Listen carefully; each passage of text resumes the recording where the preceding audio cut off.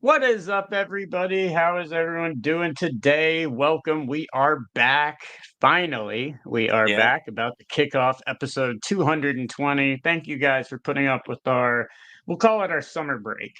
There's just a lot of stuff was going on, so we had to push a couple of things back. But we are live today, and special to everyone, we are also live on Facebook. We don't normally go live on Yeah. Facebook, but we are live on Facebook tonight, as well as Twitter, and as always, live on YouTube. Make sure to like, subscribe over on the YouTube channel because that helps us out a ton and helps us do this show. But what's good, Scott? How you doing, brother? Yeah, doing all right. Just slammed with work. So between Yeah, between that with the new job and uh then your travel schedule, things have not been easy the last couple of weeks. no, things have been incredibly, incredibly rough, which Yeah. we'll get into as we start the show. But I know it is late that we're starting tonight, so let's go on and kick into this week's show. What do you say? Yeah, let's do that. Especially I've been on a heater lately. A couple weeks ago Bowman Megabox came out. I was really excited about that. Bought a couple of boxes, hit a Skeens Auto and this beautiful Rauschman 101 Black Mojo right there. And Nice. then this week, Series 2 comes Yeah. out. Everybody's Yeah. favorite, Series 2. Oh yeah.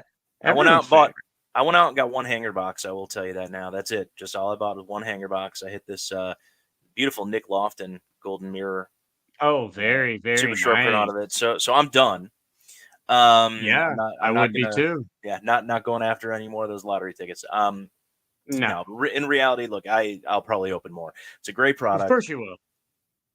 There's a lot Well, of you're an really addict like me. You're an addict like me. Of course you are. I know you're opening more. I was just being oh, we're polite. junkie. Oh no, we're straight up junkies. That's there's no question about Yes, that. 100%.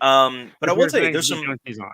some really cool stuff in Series 2 that they've done this year, Yeah, and we're gonna and a lot about that at the then some beginning of this show.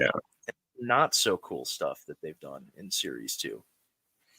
So why don't we start out with the cool stuff? All right. Well, let's kick off the show, guys. Remember, leave any questions, comments you have in the chat, and we will get to them during the break and at the end of the show. Unless it's something that's very important and going on right now, then we will address it live. But we'll kick it off here in just 1 second. Let me get a little drink here. All right. What's up, everybody, and welcome to episode 220 of Let Me Get That Potograph. As always, my name is Drew, or the DH, and joining me, my awesome co-host, Mr. Scott Rappaport. It's good to be back, my brother.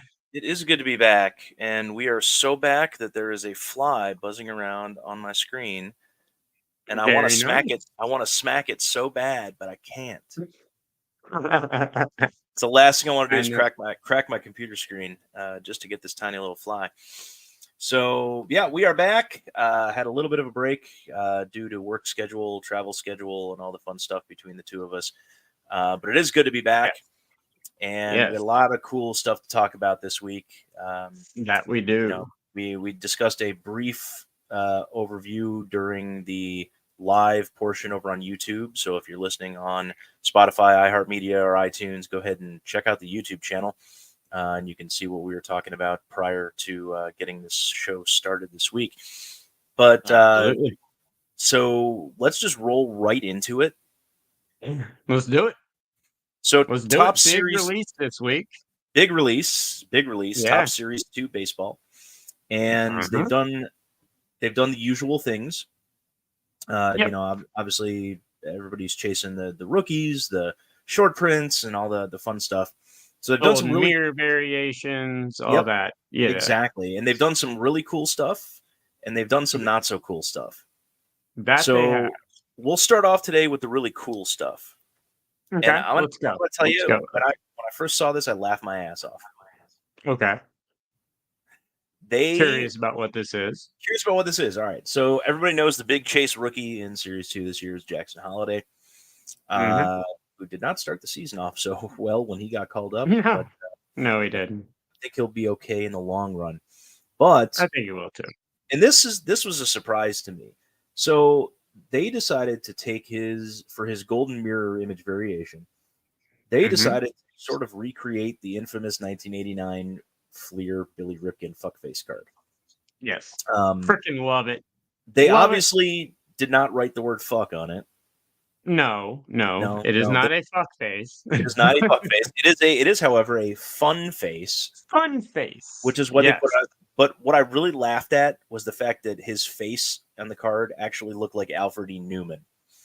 And if you don't It know who does. I'm gonna Alfred E. pull it Newman up right is, here for everyone that's yeah, watching over on YouTube. But they, yeah, it's quite interesting. if you don't know who Alfred E. Newman is, by the way, he's the guy who is always on the cover of Mad Magazine. Yes. So that was the thing I laughed at the hardest. No, I know. It's great. It's a wonderful card. I love it. I thought it was awesome. And as you can see here, not what I love is not only did they recreate the actual card itself, but they have multiple different variations of this. Yep. So you can get the regular one, you can get this one, which is scribbled out. There's the ones with the actual cut in it, with Yeah, the they did the actual saw cut cut. in the line. Like they went and recreated every single one of the variations that are iconic in this set. You know, they really went above and beyond for it, and it's pretty awesome. Like Well, and you know what I the big love this idea. Some of them are harder to get than others. Um, I don't know if he wrote Fun Face on this and then they said, "Wait, maybe this is a good idea." I'd love to hear the story of how this happened. Did he troll them with a pick with the bat? And then they decided, "Hey, let's make these variations." But one thing I love, man, and I'll say it once again, is I love when we talk about innovation all the time. This is the type of innovation I love. Unannounced short prints, unannounced hidden gem type things that you as a collector have to hunt and find as opposed to just being on the checklist and knowing there's one per case. You know what I mean? This yep. is the type of stuff that makes opening hobby boxes and retail boxes fun again. And And that's what gets I me, well, love here's it. what gets me. So the original, which we all know was, and I've actually got one sitting back here on my little display behind my desk, the '89 Fleer Billy Ripken. Um, the original was a Fleer product. Yes, it was. Clearly, Topps is not. Upper Deck currently owns the Fleer Yeah. brand. Yes, they do. So It's quite that's odd to what see gets me. them. Yeah, it's quite odd to see them promote a Fleer card. But I I don't know. I guess they feel like they own so much of the market now and they own so much of the hobby that it doesn't even matter anymore at this point. Well, But there's I nothing that Upper Deck can do to stop them from, from no, recreating this with a different player. no, no. I love it. I thought it was brilliant. Um it's caused a lot of people to talk about Series 2, and let's face it, as long as the price of the boxes doesn't go like, Upper Deck Hockey this year did with Bedard, and they don't go absolutely crazy with the cost of these boxes, as long as they keep them in an affordable realm in terms of Yeah, buying, I think stuff like this, extra things like this are exactly what this product needs yeah. because it makes it that much more of a chase when you have things like this, and I love it. And I like it I too. I love mean, if they keep it, anywhere between like 90 and 110 for a hobby box and, 200 to like 220 at the most for a Yeah. jumbo, I think that's kind of the sweet spot that they want to be in. And that's, I was in a brief conversation with my buddy Luke from Card Czar. He's Okay. got them priced at 90 for hobby and 200 for jumbo. So it's, right exactly where it should be in that sweet spot. And I think everybody is going to kind of follow suit, Yeah. with all Yeah. that. But this is the kind of stuff that's going to, create demand. Oh, absolutely it is. You know, Absolutely it is. This is the not that type of stuff. not that the flagship product needed demand, because again, Right. it's flagship for a reason. But Very true. yeah, Very this is true. just bonus, really cool stuff. Now, Yep. there's also some not so cool stuff. Okay, and And what do you call not so cool stuff? Because there's an issue that this product has, a and that's where I major was issue. going. That's where I was Okay. going with it. It's Topps being Topps. They can't Yes, release a product without something going wrong. Yeah. So And the this something backstory is a on big one. this. Yeah, no, this is huge. The backstory on this, guys, is Topps decided that in Series 2, they wanted to add, of course, find a way to put Wemby and Stroud and stuff. I found it very interesting that they waited until all Panini released all their very big products, and then they released the autographs and kind of brought the Yeah. autographs out to counterbalance this. But they included Wemby and Stroud autos in Series 2. They have a dual auto that there's 11 total copies out of 10 and a 101. But then they included Wemby and Stroud individual autographs. Now, the Wemby and Stroud right here, you can see the dual that they have is it's cool. It's a Yeah. very neat looking card. And they also included a Stroud autograph right here. And this Stroud autograph looks beautiful. Let's play balls right there. And there's this Yep. nice blue ink on a sticker.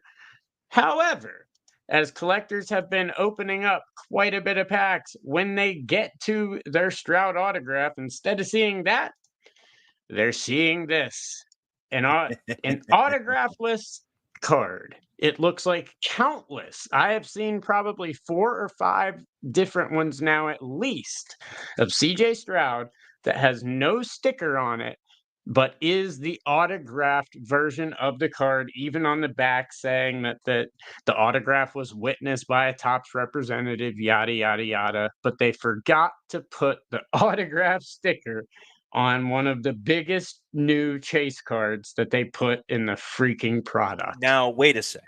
Hold on a second. Has anybody that pulled one of these cards tried taking a black light to it? That's the first thing I said. I That's- I commented mean- on Topps page. Yeah. Like, I think somebody needs to take a black light to it and Yep. see if maybe it's an on card and maybe it was done in, some sort of like UV ink, which would actually be really freaking cool if they did that. That would be awesome. I don't think that that's would going to be the killer. case. I don't think that's No, going to be it's the not case. going to be the case. It should look like this. Yeah. Now, this is the problem that I have. The biggest problem that I have with all this, and oh yay, I get to rant on top some more. Guys, you're not going to address all the bullshit that I keep trying to make you guys address. One day at the National, it's going to happen because I'm going to catch you on camera and you're not going to have a choice. But we're going to talk about this in the end of July, early August. I promise you guys. But come on. Seriously? Like, okay, it's great you're witnessing them sign the card. How about we witness the sticker being put on the fucking card? Like, how Yeah. hard is this? You own the printing facility. You own it. If there And it's not like this is a one-off thing. We've seen on-card autographs being put into countless products, finest, chrome, draft, everything with no autograph on it. We all know about the stuff they won't address of the autograph runs that have been stolen, forged, backdoored, all of those. This is absolutely ridiculous. You own the printing plant. You Yeah. own it. You turn it off on Panini, yet Panini can seem to get their stickers on. Panini can seem to get stuff out. They have problems, but obviously, like everyone does, but this is ridiculous. How you can take it's not like there's 800 even of these CJ Stroud autos being put into a product. The fact that you don't have enough common sense to say, okay, we're putting one of the biggest autographs we've released this year into a baseball product, one of the first big CJ Stroud auto releases in a mainstream product, period, and we're not going to oversee the sticker being put on it? Get the fuck out of here. Come on, guys. Yeah, this is one of those inexcusable errors because this isn't one of those like, well, hey, the player didn't get it, or the player kept the card, it got backdoored or whatever. They need to actually put the sticker on, yes, then give it back to the factory to put in the packs. Yes. Now, I'm assuming Topps is going to come out and say, if you pull one of these, send them back to us. We'll get the sticker put on. I'm assuming that that's going to come out soon. It better. They better do that for collectors. But I'm assuming that's going to come out soon. But how many more times are we going to just let this slide and let these stupid apologies on the back end be good enough? Like, yeah. Well, I've got a feeling that the response. When is enough? the response is going to be that, hey, send it back in, and we'll send you a couple of packs of 2024 Big League. Yeah, it's going to be Because complete because bullshit. that's what it's going to be. Yes. Because again, how they've handled a lot of the other autograph replacements, especially the the Wander Franco stuff, like people getting pennies on the dollar. And now, don't get me wrong, they're not worth much now anyway. But some guys pay No, they're paid not. $2-3 grand for some of these redemptions a couple of years ago, and they're getting like, oh hey, we'll send you a couple of packs of Bowman, and and some $5 autograph or something like that, or they'll give you a $50 credit to the top store. This better get fixed, because this one was straight up inexcusable. There's no reason. Yeah, there's no reason that they should have forgotten to put a sticker on there. Now, here's the other question: how many of those stickers are we going to see that wind up on like a Prism rookie? Yeah. Yep. Yep. Yep. What happened to the stickers that were supposed to be on there? Yeah. And we see, and again, Topps has their logo on that sticker. So yes, they do. you better believe we're going to be looking out for like sticker auto CJ Stroud Prism cards that have the Topps, they got the Topps logo on the sticker. They're going to find a way to get these into the hands of either like a card artist that may not, know where they came from, because a lot of people that go to card artists say, they just peel them off of other cards because it's easy to get an auto off of a card. I can do it in 5 minutes. A sticker at least with no residue and have it right back on another card, no problem. It's very easy to do. But I would not be surprised to see these hit the secondary market in some way, shape, or form, and some type of backdoored card, some type of custom, some type, maybe even Prism, like you said. I wouldn't put it past people. And honestly, with what I see, new people just diving into the fucking hobby like crazy and buying anything that they see thinking it's real. The amount of people that have made fake like Panini Instant and Tops Now 101s and just thrown them on the internet and had people buy them for hundreds of dollars. Yeah. Then they go to sell them and they're like, yeah, this card doesn't exist. I know, because we just for Gem Mint, we just declined 3 cards that someone bought off eBay that looked like Panini Instant 101s. They looked as real as anything. The PSA said they don't exist. We contacted Panini, they were fakes. Yep. And so I wouldn't be surprised to see an autograph thrown out on something like that. Like where these autographs go. I mean, they don't have a ton of them right now, I don't think, but where these autographs go, obviously, if they didn't go on the card, they went somewhere else. Yeah, and I'm curious to see what's going to happen with those. But well, with Topps Topps track record, they were backdoored. Oh, I'm sure. But whatever the case, they better fix it, because otherwise, it's going to be a problem. I hate to say this, and this should not be anything at all, but that whole thing on the back of the card where, you witness them signing the sticker, that's fucking great. But if you don't put the sticker on the card, it means jack shit to me. So let's start adding something on the back. Topps also witnessed them putting the sticker on the card. I can't believe I have to say this, but y'all need to put that on your cards, because this is a total joke.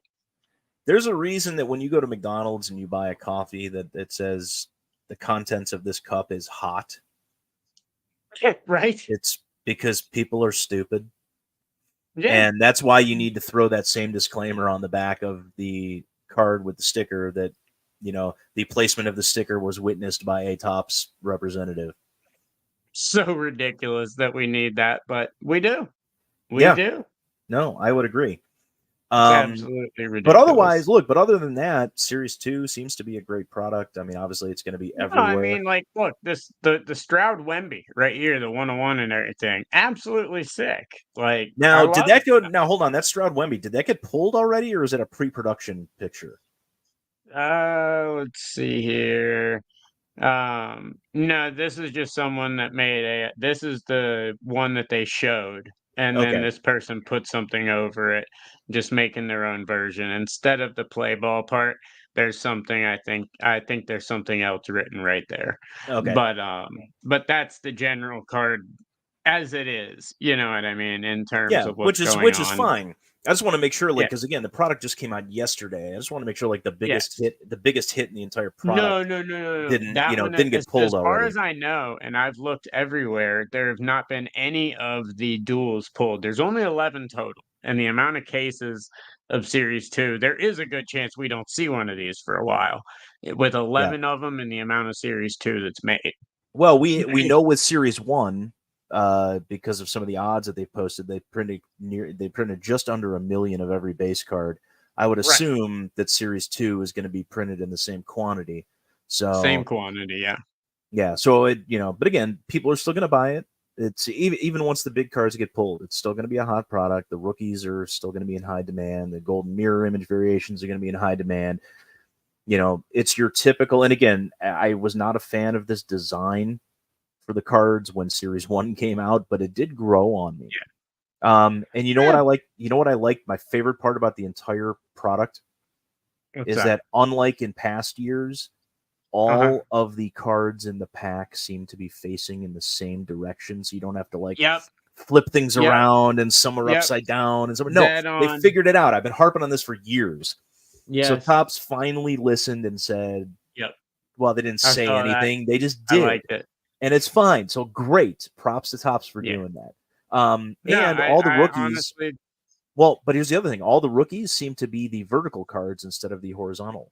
the horizontals, yes. Yeah. No, it seems they listened quite a bit, but I will say for flagship, the design's growing on me a little bit. I still think it's too dark, and I don't like the 20 different fonts used on the front. I think it would have been nice to settle at maybe 3, but it is starting to grow on me a little bit. But in terms of all the, like I said, the short prints, all the cool extra stuff they did, I think this is one of the better Series 2 releases Yeah. in ages, as that's kind of the bastard one of, of Well, except for past releases normally. 2019. Well, 2019 of Series 2 course. was freaking I mean, amazing. rookies obviously carry it, but you know what I mean. Yeah. Normally, it's Series 1 or update.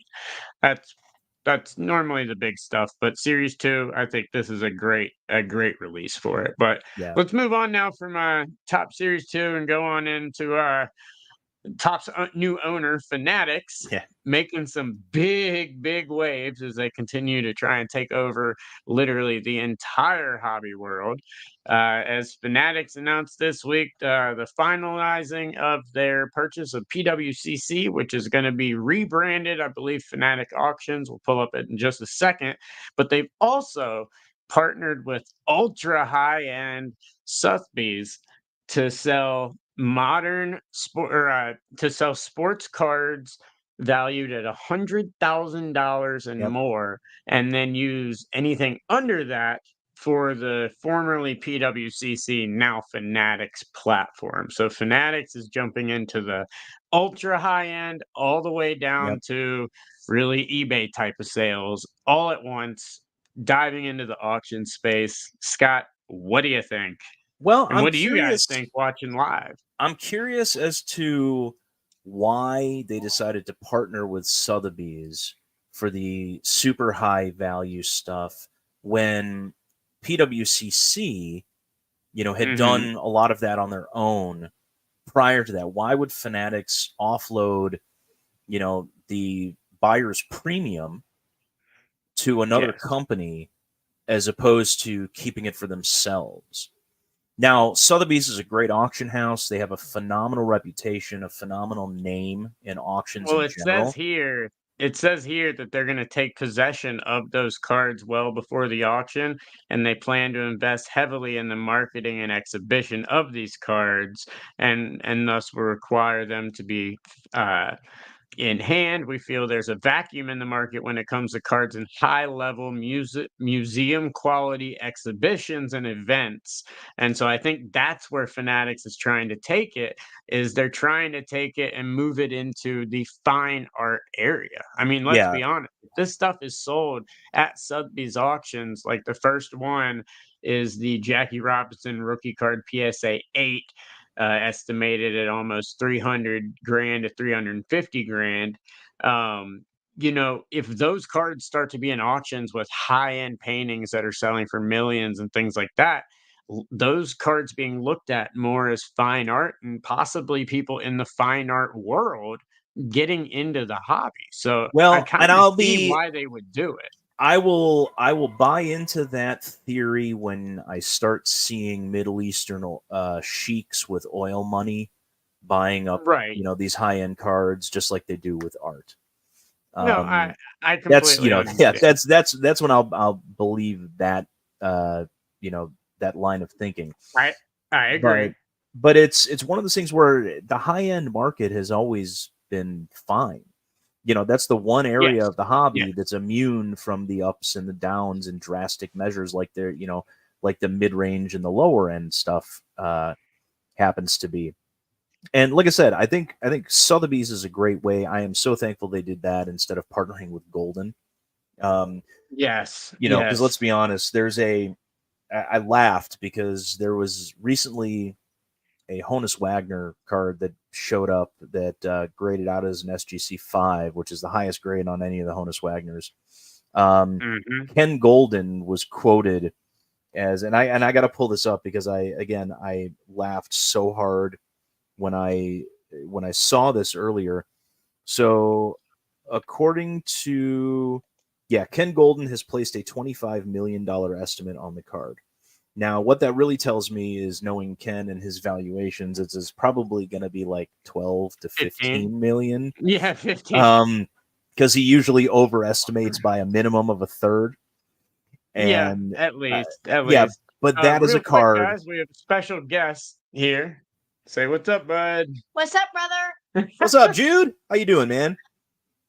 Good. Yeah, one of these days I'll bring Ethan What's up, down. brother?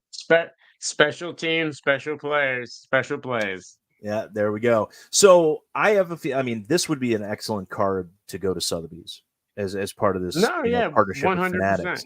But whether or not it actually ends up there where it should belong, I've got a feeling that Yeah. one's going to end up with Golden, and it's going to wind up selling for half of what it should sell. Of course it is. Ken Golden's actual valuations lately have been total hell. There's been so much stuff that's not been great on his end. But so Fanatics, obviously they're doing the Sotheby's with the high end, but starting this month they are moving right away into Fanatics Collect and retiring the PWCC brand.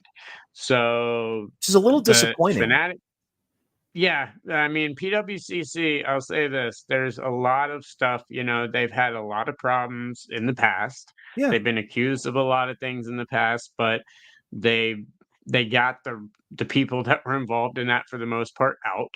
Yep. They worked really hard and created something pretty amazing. And I liked the PWCC auction. Like that was actually a place, if you had cards that were worth thousands of dollars, you would get pretty much the most money on that marketplace. Yeah. Like that's really where you could go to get the max value for 1,000 to 10,000 type dollar cards on a daily basis. And Yep. so I'm going to be interested to see how it is with Fanatics, but this is really interesting to me as it's another place Fanatics is in. I know it's not Tops that's into the auction place, but in a way it is. And so but at the same time, this is why I'm actually sad that they are retiring the PWCC name, is because within the hobby, there's already this like sense, and it's been like this for a long time now, a couple of years, but there's always this sense now that Fanatics is literally just taking over everything and anything to do with the hobby.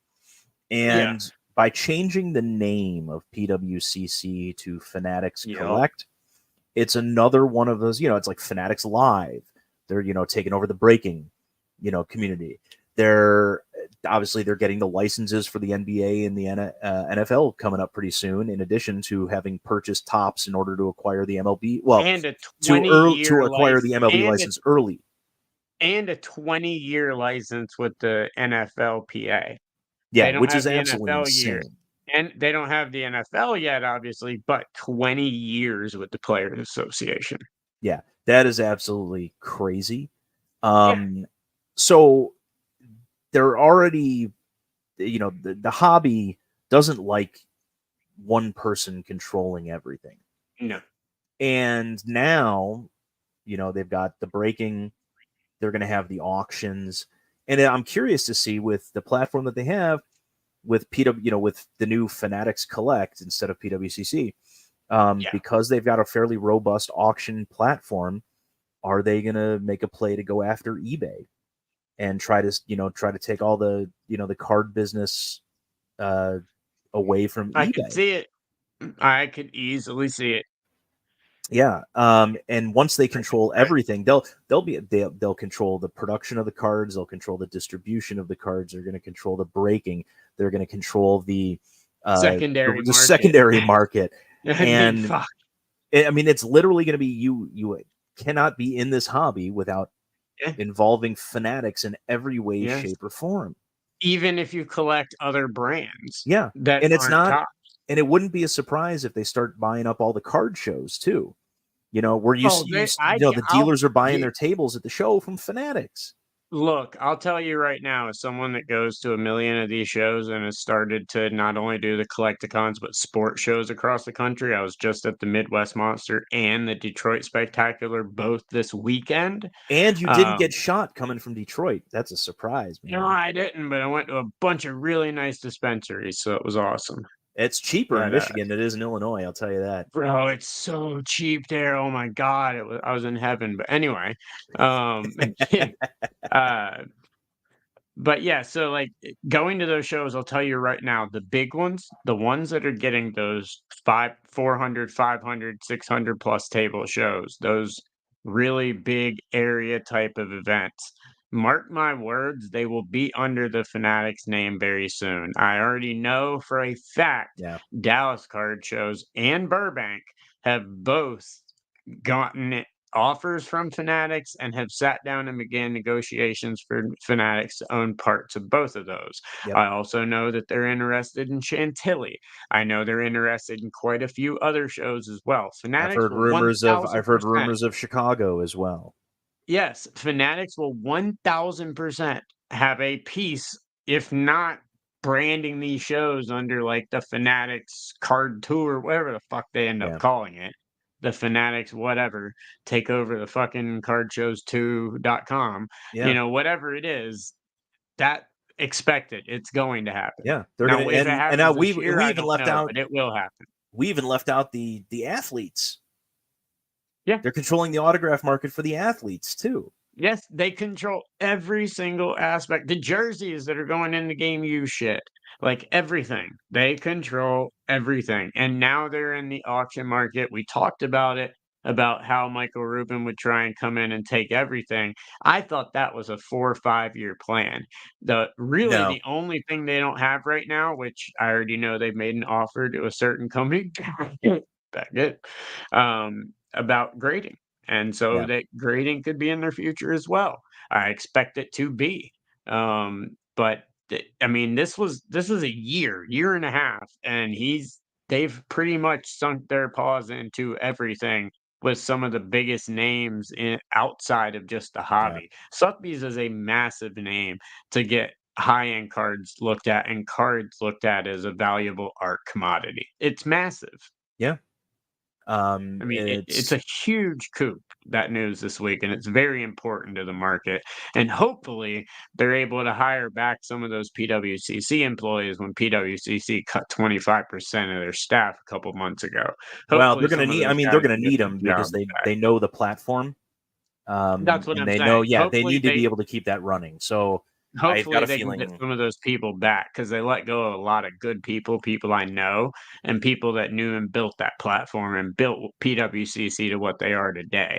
So hopefully the fact that they do need those people, they have no problem bringing in people from the past and bringing in people at a snap of the finger. So hopefully some of those employees that got unrightfully terminated earlier in the year, maybe they'll get their job back too. Yeah, you never know. Speaking of getting terminated, we want to make sure we don't get terminated. So we got some bills to pay. Yeah. We will be back after this. Yeah, I'm so glad you caught that as a stopping point for the break. Hey, look, you know what? We've been off. I don't think we've done a show for like 3 weeks, but at the same time, I can still pick up on those cues. Yeah, you can. But thank you everybody for tuning in. We're doing a night show tonight. A lot of you guys watching. It is the break now. So guys, if you haven't watched live before, since I'm guessing a lot of you might not be able to catch it during the day, we're always live on YouTube. Today we're also on Twitter. You guys know it by some stupid letter, Degeneration X. We're also on Facebook tonight. Normally we're not, but we are tonight. So, but what we do is we'd love to hear what you guys have to say, any questions you have. So please drop your questions and comments in the chat. We will answer them either right now during the break or at the end of the show. So feel free to do that at any time during the show. Yeah, and I don't think Twitter comments come through, by the way. I At don't least think in, they in do the, either, not in the but software. So if YouTube and Facebook, those are the ones that we actually see. So yeah, Twitter, I'll answer you later. yeah. Which, by the way, new articles up on Hobby News Daily. Iconic inserts. This month we did platinum portraits. Ooh, So, I like yeah, those. I yeah, like those great a cards, lot. right? Great Yeah. cards right there. I'll see if I can pull it up real quick while we're on break real fast, since we Yeah, have. and I mean that's one of my favorite insert sets from Oh yeah, it's back in the beautiful. day, and they redid it for one of the hockey products a couple of years ago too. Yeah, they also redid it this year with LeBron. This is the new one for LeBron, and the new ones that they've got out are still selling, which surprised me. They're still selling for a good couple $1,000s. Like they're still very, very strong in a high grade. But that's the new article this month that is out on Hobby News Daily by yours truly. So feel free to check it out. I would appreciate the views. Just go over to hobbynewsdaily.com. You can check out all the old ones, the Jambalaya, um, the Pinnacle Mass, the Crusades, lots of awesome ones. Yeah, But when are you gonna do? anyway, When are you gonna? And this is the one that I discovered because I just got my hands on this box of 93 score select aces. That was a it's really. on my list. It's on Is it my on the? list. Okay, good. That was a kick ass insert set. So, You and I've got reminded me actually. of it when you asked me about that box the other day. Yeah, and I was looking. I actually love this. Is one of my favorite Pinnacle masks. The Yeah, Eddie shit team, but a beautiful card. Kiss my ass. Hey, at least it's not his mask from Dallas. I got my Patrick Waugh mask right here. It's all right. That's the best Pinnacle mask, baby. Yeah, except that's not the good Waugh. That's not the good Patrick Waugh helmet. The No, good it's one not, was but the good fuck one off. was the Canadians. The Canadians Yeah, one he had. yeah, he had a great Canadians one. He also had a better Colorado one. But anyway. Yeah. All right. Well, slow Let's bring it comments, back. even though we got a lot of people watching it, slow on comments. So let's bring it back. Let me make sure I got what we need. I do. All right. So yeah, I'll let you bring us back. All right, sounds good. All right, we are back. For those of you who are listening on Spotify, iHeartMedia, and iTunes, thank you for putting up with the advertisements that you just heard. For those of you that are watching on YouTube, Twitter, and Facebook, y'all heard the good stuff. You also got a chance to check out Drew's article this month on Hobby News Daily, and Yes. we'll go ahead and kind of get things rolling back again. But we were talking about auctions. Yes, we were. Prior to the break, briefly because of the Fanatics and Sotheby's connection. There was an auction that popped off that you were really excited about. Oh, because this kind of set. This is huge. This is huge, and I think this card was hidden for a long time. It was sitting in somebody's collection, and nobody knew where it was. I'll tell you the story about it because I know it quite well. So, for those of you unaware, in 2003, Upper Deck put out something called the Ultimate Collection. Inside this box had obviously LeBron James autographs, tons of Michael Jordan stuff. It's Upper Deck. Yep. And one card that had never surfaced was the MJ Logo Man 1 of 1. It was thought to still be in the boxes, and so the boxes were going for exorbitant amounts of money. I think it was New Year's Eve or New Year's Day or possibly Christmas of this year was the first time it was made public that it had actually been pulled a long time ago, and the collector had just been sitting on it because he didn't need to sell it, didn't want to sell it, anything. But the card in question is this one right here, the Michael Jordan 1 of 1 logo man, which was just up on Golden Auctions and sold for $2,928,000 before buyer's premium, and is the all-time record for any Michael Jordan card. Now, And just this, to point it out, didn't Ken Golden say that this would go for like 5 million? Or am I just making yes, that he up? did. Now, we already talked about Ken Golden and his a god awful take on what a card's going to sell for. That's kind of Ken Golden's thing, is he has no fucking clue. Yeah. He just hypes it up like crazy. But 2,928. I mean, Ken was basically thinking this was going to double the highest selling Jordan of all time. Everyone in their right mind knew that wouldn't happen. This Yeah. still blew the all-time sale out of the water by like hundreds of thousands of dollars. So, I mean, this card is massive. And it's no coincidence, I'll tell you right now, that this card sold at the beginning of June, with the National coming up here at the end of July. Because what this has done is this card and this sale is going to absolutely reset the Jordan market. Yeah. Watch what you see with high-end Jordan inserts, nuts and bolts, jambalayas, platinum portraits, types of stuff like that.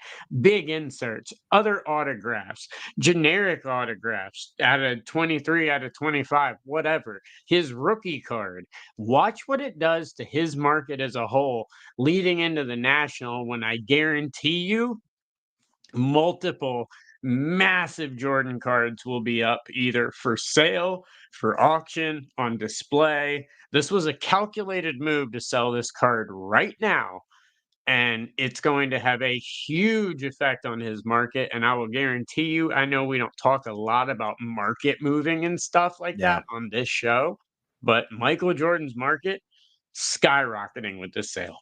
I'm actually somewhat questioning the timing on the sale of this one. Because, well, here's the reason why. That's one of those cards that, like we had discussed with Sotheby's, like wanting to be able to display things and, show it off before going to market.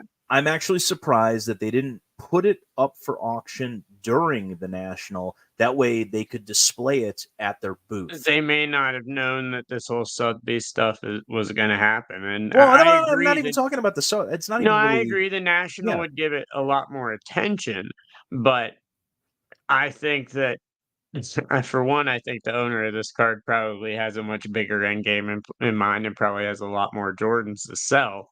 Yeah. So I don't think it really matters when he does this. I do agree that at the National, I think the reason you do it now is because at the National, there's going to be so many big cards and so many things. A lot of times at the National, some of this stuff ends up going low because there's so much other big stuff out there, and there's only so much money to go around. You know what I mean? Yeah, And so but with a when you've card... got 20 cards that are worth millions of dollars compared to this card, which obviously highlights an entire auction, like, I think with that's a where it card comes like into play. this, with a card like this, it doesn't... I don't think it matters what other $1 million cards are sitting out there up for auction and I for don't sale. either. I'm just playing devil's advocate on No, why I kind of get now. that. And personally, I think that the guy who owned this card and has been sitting on it for years was probably sitting on a ridiculous amount of unopened Ultimate Collection from that year. Absolutely. And knew that he wouldn't be able to get the good pricing for the boxes if that card had been pulled. So he sat on it until he got rid of all of the stuff that he had. And then all of a sudden it shows up and, boom. You could now, probably... I know the seller of this. I don't know him personally, as like we're good friends, but I know who did sell this, and they're very savvy. And I can almost guarantee you what you just said is an absolute and total fact. Yeah. And for me, it's just speculation. I just want to put that out there now. But I know how that goes. Yeah, I'm putting it out there too. Speculation, but I do know who the seller is, and congratulations for becoming a millionaire. Yeah. A bigger millionaire, excuse me. Which okay, then that kind of gives me an idea of who it might be as well. Yeah. So that's out there, and I'm curious as to see how it's going to affect. Wild. Like, I am curious to see how it will affect the rest of the Jordan market, and not just the autograph stuff. I'm talking about, is it going to have an like I effect said, on the PSA iconic 10 inserts. 86 Fleers? Yes, iconic inserts, things like that. Just his market in general. I think you're going to see a massive uptick with this sale right here. Yeah. And it wouldn't surprise me if this sale is beaten by another big Jordan card, because there are some bigger ones out there than this Ultimate Collection logo man. It wouldn't surprise me if one beats this card in the next 6 months. I mean, dude, that's the first Jordan logo man auto ever produced. I know. I don't know if there is really a bigger card. PMG. Okay, the green PMG. Yeah. All right, I can see that. High graded PMG, blow it out of the water eventually. I don't think there's many high graded PMGs though. Those were so condition sensitive. That doesn't mean one won't pop up. No, but I want to say 6 of the 10 have seen the light of day or something like that. Yeah. There's 4 of them that nobody's ever seen. Yes. That would be. I might actually be high on that. It might actually be 5. But there aren't a lot of those that have been seen. We'll see what happens, but I think you're going to see a massive, massive, massive increase in change in his market. But we'll see what happens. Yeah. Speaking of market change, yes, this is a time of year where you see some markets changing for certain players. Big time. We are talking about NBA Finals time. Oh yeah. Well, yeah. What's left of it, at least. Well, yeah, no, that's true. There's what, 2 games left? Oh, I'm sorry, maybe 1 game left. Maybe 1 game. Maybe 1. I think they're not going to get swept. I don't see Luka and them getting swept. If Porzingis comes back, they might get swept. But yeah, I don't know. We'll see. Yeah, and that's one of those things where I did not anticipate Boston having a 3-0 lead against what turned out to be a very disappointing Mavericks team in the finals. Yeah. Well, I think Lively is still really affected from when he got hit in the head in the last series. I think that really messed with him. And honestly, that the Celtics, man, that team is built to where if you don't play a flawless game, you're going to have some problems. And Luka played well, fouled out way too early.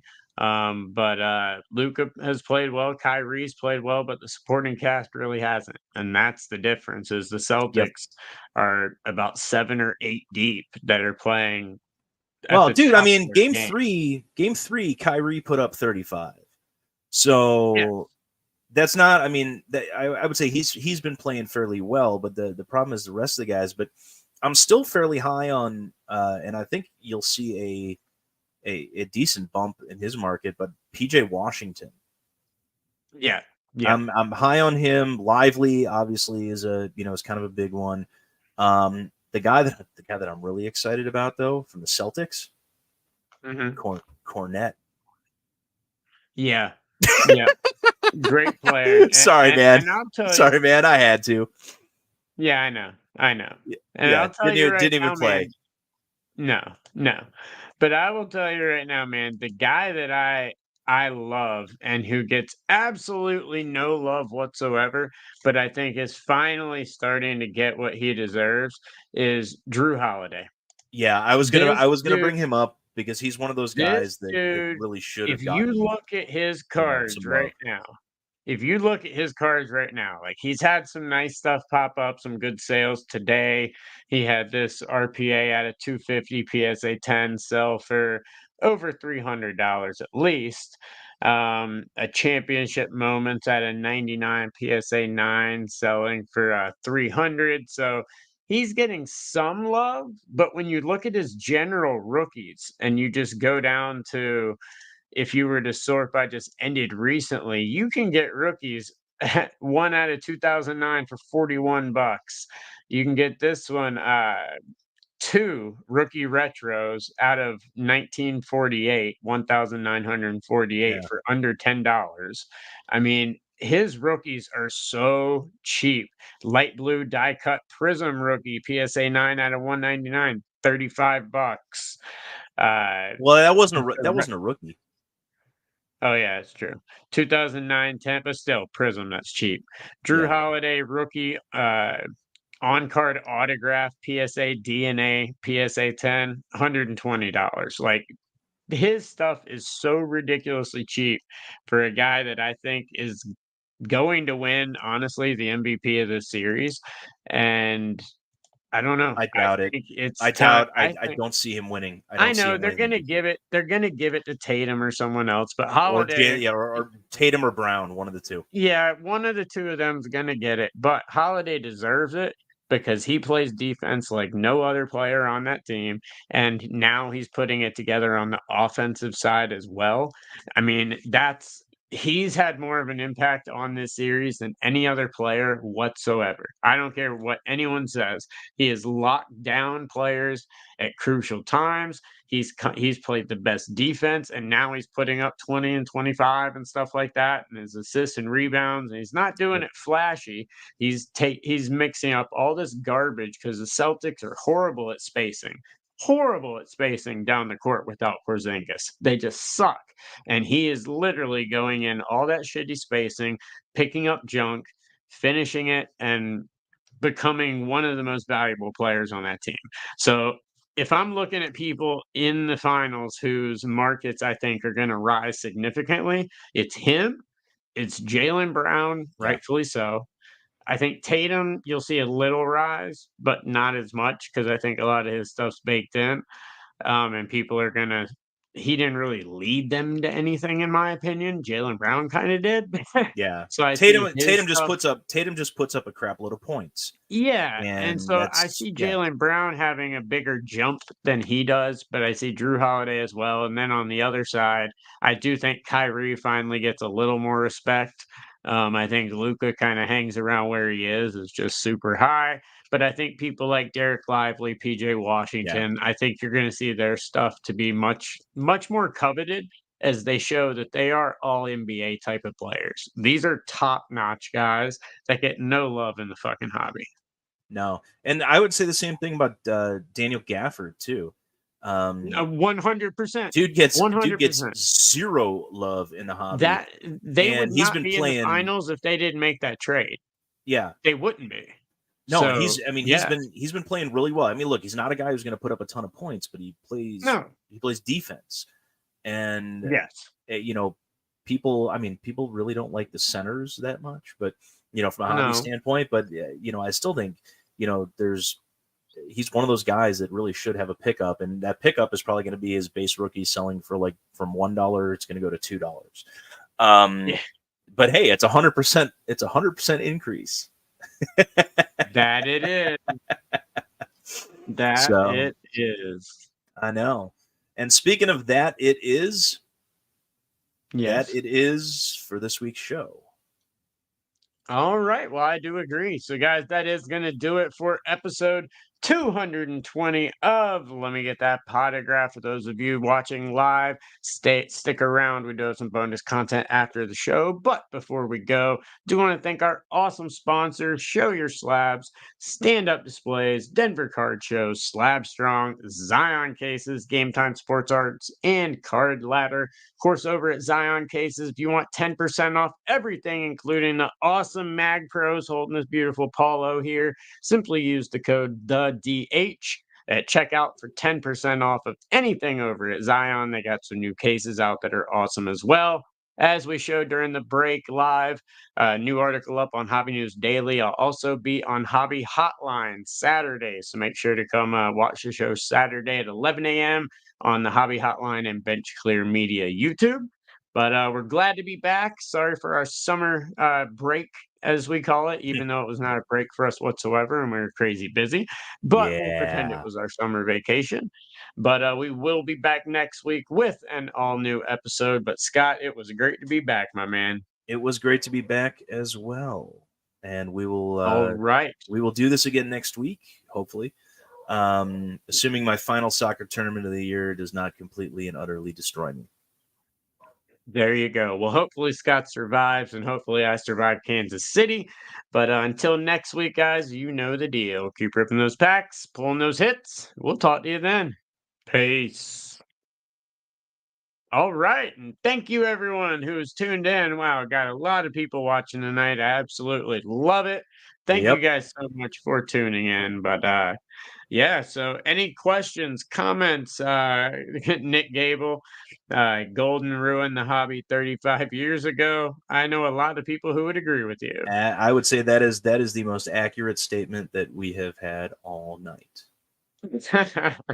And an inaccurate statement. Time for Wemby's cards to drop like a lead balloon. They will not be dropping this offseason whatsoever, especially with the draft class that's about to come in. There are a lot of guys that are going to be great in this draft class, but they're going to take 2-3 years. And the hobby, besides myself and whoever listens to me, doesn't have 3 years of patience. So you'll probably hate this draft. And so Wemby's going to get a ton of attention next year. They're settling it to where everyone in their right mind knew they would settle to. Yeah. They're not plummeting. They're having an off-season drop like every single card does. If you think they're not going to be hyped back up when he comes into his second year after what he did last year, you don't understand the basketball market. Sorry. But, we'll see. You can always come rub it in the face if they plummet like Zion, but I can guarantee you they won't.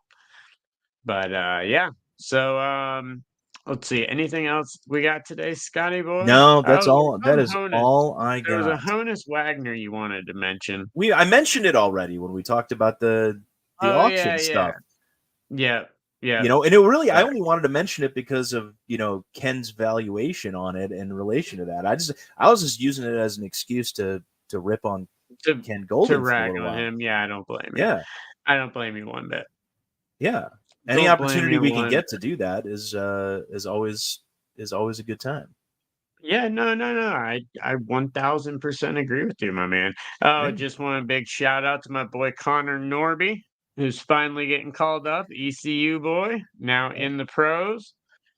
Get ready to watch Connor Norby kick some ass. It's gonna be awesome. What card is that? Because it looked like a 2010 Bowman for a second there when you showed it. No, it's a 2021 Bowman Chrome light blue in-person autograph. Is that draft or is that yeah, Bowman draft. Okay. Because it's BDC for the BDC is Bowman draft. BCP Bowman draft. is either Bowman or Bowman Chrome. Yeah, so Bowman draft. Yeah, okay. But it's an in-person of an ECU boy, so I gotta have it. But anyway. All right, guys. Well, thank you so much for tuning into this week's show. We will be back next week, guys. I'm so sorry we had to take such a long break. But thank you guys for tuning in tonight to watch the show. Hopefully you thoroughly enjoyed it. Please, if you can, like, subscribe, share the YouTube video, any of that. It really helps us a ton, helps us do this show and everything. We've got some really cool stuff leading up to the National. A lot of big interviews, working on a main stage slot at the National right now as well. So if you're going, maybe you can check out the show there. Maybe even be part of the show, as I'm going to try and keep it as interactive with the audience as I can and get as many people on stage as I can if we got a slot. So be on the lookout for that and a lot of other stuff. We got some cool announcements coming up, but we'll talk to you guys later. Y'all have a great evening, and we'll see you next week. Peace out, guys. Now the awkward part.